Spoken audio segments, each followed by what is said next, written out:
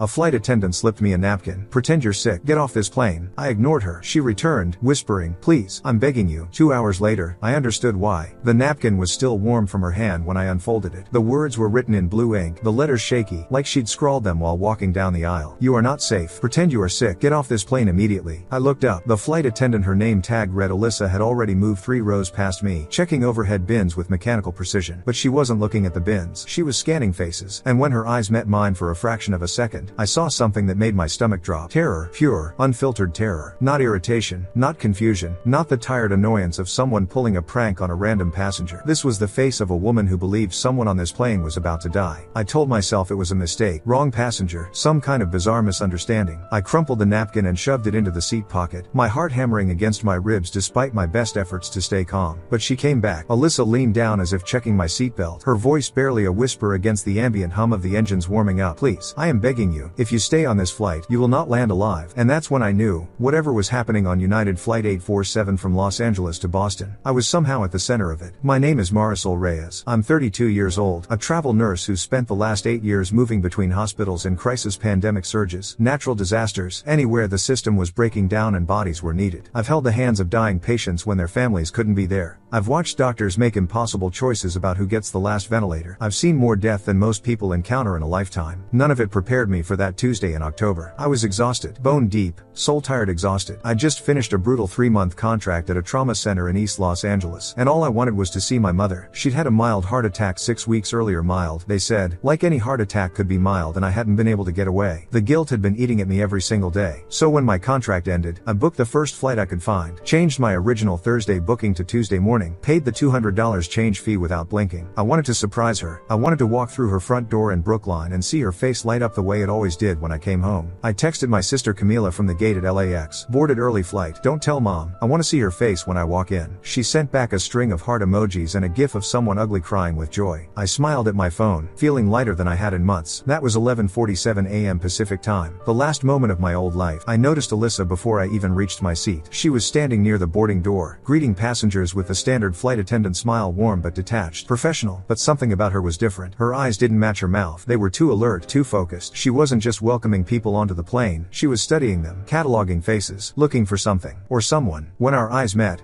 she hesitated, just for a half second, a tiny hitch in her rhythm. Then she looked away, her smile never faltering. I filed it away as nothing. Flight attendants dealt with thousands of passengers. Maybe she was new. Maybe she was having a bad day. Maybe I was projecting my own exhaustion onto strangers. My seat was 14C, an aisle seat near the middle of the plane, exactly what I'd requested when I changed my booking. I liked aisle seats. Easy access to the bathroom, no climbing over strangers, quick exit when we landed. Simple preferences that, as it turned out, would save my life. As I settled in, I scanned the cabin out of habit. 8 years of working in high-stress medical environments had trained me to assess situations quickly, to notice what didn't fit, what felt wrong, what might become a problem before it escalated. The man in 14A, my window seat neighbor, was already there. Mid-40s, gray hoodie, noise-canceling headphones. He gripped the armrests like the plane was already in turbulence. His knuckles white. Nervous flyer, I assumed. Common enough. Across the aisle in 14D sat a woman in an expensive charcoal business suit. She was beautiful in a sharp, corporate way, perfect makeup, perfect posture, but her leg was bouncing rapidly under the tray table. Her phone was in her hand, screen dark, but she kept glancing at it like she was expecting a message that hadn't come yet. Behind me, a teenage boy, maybe 16 or 17, clutched a black backpack to his chest like it contained something precious. His breathing was too fast. His eyes were red-rimmed. He looked like he hadn't slept in days. And near the emergency exit in row 10, a man in a black leather jacket sat perfectly still. Too still. No phone, no book, no nervous energy, just waiting. His eyes moved slowly across the cabin, lingering on specific passengers, the woman in the business suit, the teenage boy, me, before settling on the cockpit door. Stop it, I told myself. You're exhausted. You're seeing patterns that aren't there. But I couldn't shake the feeling that something was very, very wrong. The napkin came 12 minutes after I sat down. Alyssa walked down the aisle with a tray of pre-departure beverages for first class, but she wasn't serving anyone. She was making her way toward me with a deliberate casualness that felt rehearsed. When she reached row 14, she leaned down as if adjusting the napkin on my tray table, except there was no tray table. It was still stowed. She pressed the folded napkin into my hand hand without making eye contact. "Complimentary beverage service will begin shortly," she said in a perfectly normal voice. Then she kept walking. I unfolded the napkin under the pretense of wiping my hands. The words hit me like ice water. "You are not safe. Pretend you are sick. Get off this plane immediately." My first instinct was denial. This had to be some kind of mistake. A prank. A test of some security protocol I didn't understand. People didn't just hand strangers cryptic warnings on napkins. That was the plot of a thriller movie, not a Tuesday morning flight to Boston. But when I looked up, Alyssa had stopped near the galley at the front of the cabin. She turned her head slowly, deliberately, and locked eyes with me. The fear in her expression was unmistakable. "Act now,"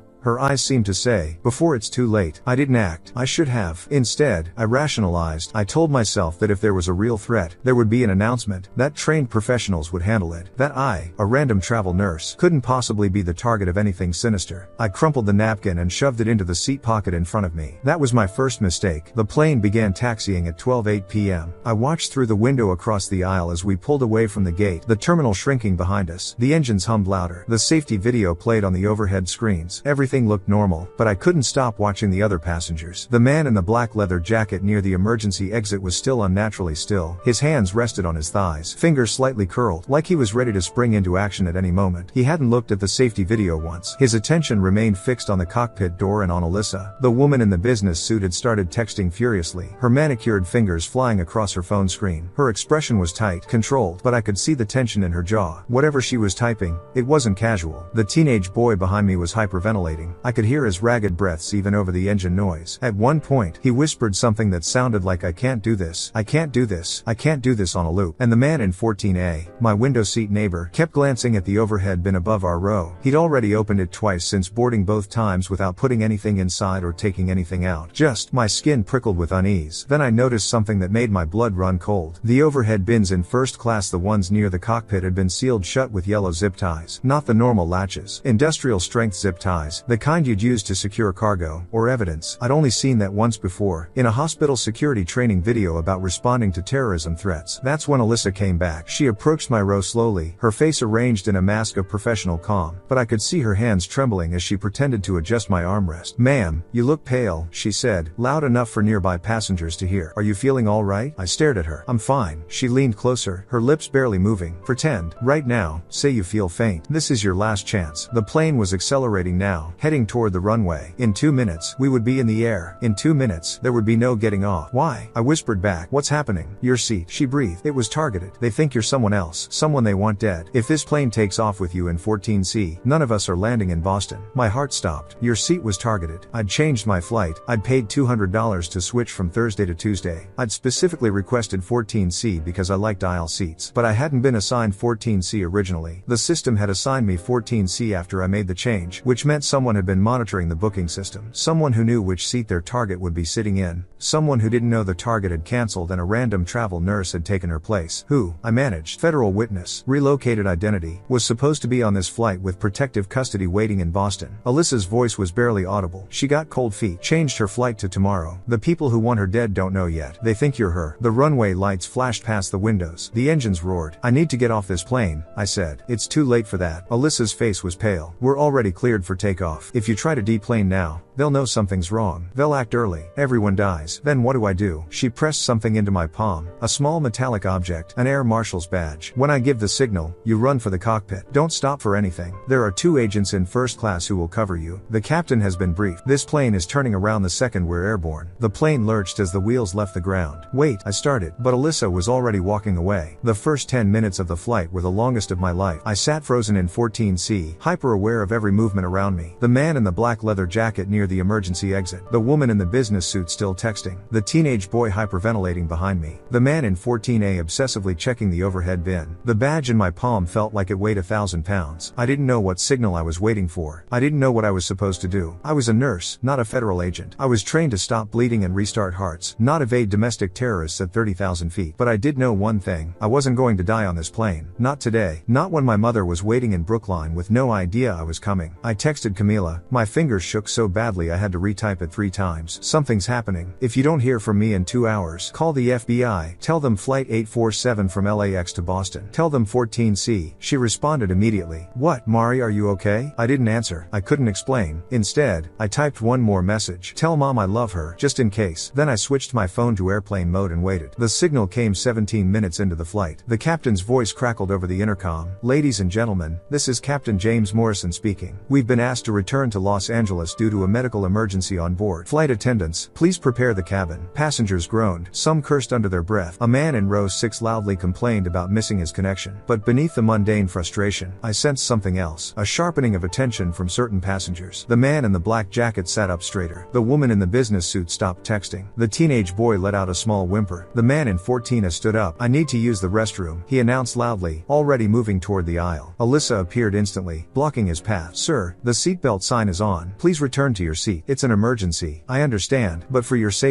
He shoved past her. That's when everything happened at once. The man in the black leather jacket launched himself out of row 10, his hand reaching inside his jacket. 2 men in first class the air marshals Alyssa had mentioned were already on their feet, moving toward him with practiced speed. Federal agents. Nobody move. But the man in 14A wasn't going to the restroom. He was going for the overhead bin, the one he'd been checking obsessively since boarding. I didn't think. I just moved. I unbuckled my seatbelt and threw myself into the aisle, colliding with him just as his hand closed around the latch. We went down hard, tangled in a mess of limbs and carry-on bags. He was bigger than me, stronger, but I had momentum and adrenaline and the primal certainty that if he opened that bin, everyone on this plane would die. He hit me, a sharp blow to the side of my head that sent stars exploding across my vision. I felt blood warm and wet streaming down my temple, but I didn't let go. The bin, I screamed. There's something in the bin. One of the air marshals reached us in seconds. He wrenched the man off me and slammed him face first into the aisle floor. Metal cuffs clicked, but the other passengers weren't done. The teenager in row 15 was standing now, his black backpack clutched to his chest, tears streaming down his face. I didn't want to do this, he sobbed. They said no one would get hurt. They said it would just look like an accident. The woman in the business suit was already being restrained by the second marshal. She fought like a cornered animal, screaming about timers and remote triggers and how they were all dead anyway. Didn't they understand? But it was the man in the black leather jacket who scared me the most. He hadn't moved, hadn't fought. He just stood there, perfectly still, watching the chaos with an expression of cold amusement. You're too late, he said calmly. The device is on a timer. Impact altitude. We hit 30,000 feet. It triggers automatically. He smiled. We're at 28,000 right now. The captain's voice came over the intercom again. Urgent now. Emergency descent initiated. All passengers brace for. The rest of his words were lost as the plane dropped. I've been in emergencies before. I've watched patients code on the table while machines screamed warnings and nurses shouted orders. But nothing prepared me for the sensation of a commercial aircraft in emergency descent. The oxygen masks deployed. People screamed. The plane tilted at an angle that felt impossibly wrong, like we were falling out of the sky. And through it all, I watched Alyssa. She moved through the chaos with inhuman calm, checking passengers, issuing commands, radioing the cockpit. At one point she grabbed the black backpack from the hysterical teenager and threw it toward the rear galley. Everybody down, she shouted. Cover your heads. I don't know how long the descent lasted. 30 seconds, 2 minutes. Time stopped making sense. All I knew was the screaming and the pressure and the certainty that I was going to die with my mother never knowing I'd tried to come home. Then the plane leveled out. We were still in the air, still flying. The engines hummed at a different pitch, lower, steadier. The captain's voice returned, strained but controlled. We are currently at 8,000 feet and descending for emergency landing at Edwards Air Force Base. All passengers remain in brace position until we are on the ground. The man in the black jacket was laughing. Altitude trigger, he said, still amused. We got below the threshold. Cute, but it doesn't matter. Even if the device didn't go off, you just made 100 witnesses. This goes public now. The whole operation is exposed. You lost. One of the air marshals punched him hard. The laughing stopped. We landed at Edwards Air Force Base at 12:47 p.m. I remember the runway lights flashing past. I remember the jolt of the wheels hitting tarmac. I remember the sudden, overwhelming silence as the engines cut. Then the doors opened, and everything became noise again. Federal agents in tactical gear swarmed the plane. Passengers were evacuated row by row. Each one questioned, documented, photographed. The 4 suspects, the man in 14A, the man in the black jacket, the woman in the business suit, and the teenage boy were removed in handcuffs and loaded into separate vehicles. The overhead bin above 14C was sealed with evidence tape and carefully removed by a bomb squad in full protective gear. I learned later that the device inside was a pressure-triggered explosive, designed to detonate when the cabin reached cruising altitude. It had been placed in that specific bin because it was directly above seat 14C, the seat assigned to a federal witness named Elena Marchetti, who was scheduled to testify against a domestic extremist network linked to 3 previous bombings. Elena had changed her flight at the last minute. I had taken her seat. The device had enough C4 to blow a hole in the fuselage at 30,000 feet. If it had detonated, all 187 passengers would have died, including me, including Alyssa, including the teenage boy who had been coerced into planting the bomb and was was now in protective custody, sobbing about how they'd threatened his little sister. The man in the black jacket, real name David Allen Kurtz, former military demolitions expert turned domestic terrorist, had orchestrated the entire thing. He wasn't there to trigger the bomb, he was there to make sure no one stopped it. And he would have succeeded if one flight attendant hadn't decided to slip a napkin to a stranger. I spent the next 6 hours in a windowless room at Edwards, answering questions from people with badges and serious faces. FBI Special Agent Patricia Thornton, 16 years with the Counterterrorism Division. Homeland Security Investigator Marcus Webb, a quiet man with kind eyes who brought me water and tissues. Air Force OSI, Agent Lieutenant Colonel Diana Reyes, no relation, who asked the same questions 3 different ways to make sure my story stayed consistent. I told them everything. The napkin, Alyssa's warnings, the observations I'd made about the other passengers, the moment I'd tackled the man reaching for the bin. When I was done, Agent Thornton leaned back in her chair and studied me. "You're either incredibly brave or incredibly stupid," she said. "Maybe both." "I'm a nurse," I replied. "I don't think, I just act." "Well, your acting saved 187 lives today." She slid a form across the table. "We're going to need you to sign a non-disclosure agreement. What happened on Flight 847 is part of an ongoing investigation into a domestic extremist network. You cannot discuss the details with anyone, not family, not friends, not journalists. If this leaks, it compromises not just the case but the safety of multiple protected witnesses." I signed without hesitation. I didn't want to talk about it anyway. As I was leaving the room, Agent Thornton called after me. "Miss Reyes, the woman who gave you the napkin, Alyssa, she specifically requested to be assigned to this flight. She's been undercover in this network for 18 months. When she saw you board in place of the actual target, she had about 2 minutes to decide whether to break cover and warn you or stay silent and let you die." I stopped walking. She chose to save me. She chose to save everyone. By warning you, she gave us the opportunity to land the plane before the device triggered. If she'd stayed silent, the bomb would have gone off, and we'd be pulling 187 bodies out of the Pacific Ocean right now. Agent Thornton paused. "She'd like to speak with you, if you're willing." I was willing. Alyssa, her real name was Catherine Shaw, supervisory special agent with the FBI's Joint Terrorism Task Force, met me in a small conference room that smelled like stale coffee and industrial cleaner. She looked different out of the flight attendant uniform. Older, tired, human. "I wasn't sure you'd come," she said. "I wasn't sure I'd survive the day," I replied. "So we're both dealing with unexpected outcomes." She almost smiled. "Almost. I need you to understand something," she said quietly. "When I gave you that napkin, I was breaking 18 months of deep cover. The network I'd infiltrated, they had plans for 6 more attacks over the next 2 years. Schools, government buildings, public events, hundreds of potential victims. And now we've arrested 4 of their key operatives, including David Kurtz, who's been on our most wanted list for a decade. The kid Marcus, the teenager, is cooperating fully. He's giving us names, locations, communication channels. We've already prevented 2 additional planned attacks based on his information." She met my eyes. "All because I handed a stranger a napkin. Why me?" The question had been burning in my mind for hours. "You could have let me die. The bomb would have gone off, but you would have stayed undercover. You could have kept gathering intelligence, stopped more attacks later." I thought about that. Her voice was steady, unapologetic. For about 30 seconds, I ran the calculation. Your life versus hundreds of future lives. The math said let you die. "But you didn't." "No." She shook her head slowly. "Because that's not how this works. You don't trade innocent lives like currency. You don't let someone die on a maybe." I looked at you, really looked at you, and I saw a woman who was just trying to get home to her family. You weren't part of this. You didn't choose this. And I couldn't watch you die for a crime you knew nothing about. I felt tears prick my eyes. The first tears I'd allowed myself since the plane landed. "Thank you," I whispered. "Don't thank me yet," she said. "The people behind this, the network, they know what happened. They know I'm the one who blew the operation. And they know you're alive." She paused. "We're putting you in protective custody until we're sure the immediate threat has been neutralized. Probably 48 to 72 hours. My mother has been notified that your flight was delayed due to a mechanical issue. She doesn't know the truth. For her safety, she can't know the truth. At least not yet." I nodded. I understood, but it still hurt. "One more thing," Catherine said as I turned to leave. "The real target, Elena Marchetti, is testifying tomorrow. Because of what happened today. Because the network was exposed before they could stop her. Her testimony is going forward. She's going to help bring down people who've been hurting innocent families for years." "Good," I said. "I hope she destroys them." "She will. And when the history books are written, if they ever are, your name won't be in them. You'll just be a random passenger who got lucky. But I'll know the truth. The people in that room will know the truth." She met my eyes one final time. "You weren't lucky, Marisol. You were brave. And brave is the reason 186 other people got to go home to their families today." I finally made it to Boston 3 days later. The protective custody ended when the FBI confirmed that the immediate threat had been neutralized. 2 more arrests in Nevada, a weapons cache seized in Arizona, David Kurtz Hertz's entire operation rolled up like a cheap carpet. The story made national news, but my name was never mentioned. Just an alert passenger who assisted law enforcement in preventing a potential security threat. My mother met me at Logan Airport. She was thinner than the last time I'd seen her, still recovering from the heart attack, but her eyes lit up the moment she spotted me in the crowd. Marisol. She rushed toward me, arms already open. My baby, you're here. You're finally here. I held her for a long time, longer than I'd ever held her before. She smelled like the lavender soap she'd used my entire childhood, and I felt something break inside me, some wall I'd been holding up since the moment Alyssa pressed that napkin into my hand. Mama, I whispered into her shoulder. I love you so much. I know, Mija, I know. She pulled back to look at my face, and her expression shifted. What's wrong? Something happened. I can see it in your eyes. I wanted to tell her. I wanted to describe the napkin and the bomb and the 18 minutes when I genuinely believed I was going to die. I wanted her to know how close she'd come to losing me. But I couldn't. The NDA, her heart, the weight of a truth too heavy to share. So I just smiled and wiped my eyes and said, I'm just tired, Mama. It was a long flight. She didn't believe me. Mothers never do. But she let it go. That night, lying in my childhood bedroom with the faded star stickers still on the ceiling, I made myself a promise. I would never again ignore my instincts. I would never dismiss the warning signs. I would never rationalize away the feeling that something was wrong. And I would spend the rest of my life paying attention to the strangers around me, the flight attendants with fear in their eyes, the teenagers clutching backpacks too tightly, the people who move through the world with invisible weights on their shoulders, because you never know who might need a napkin.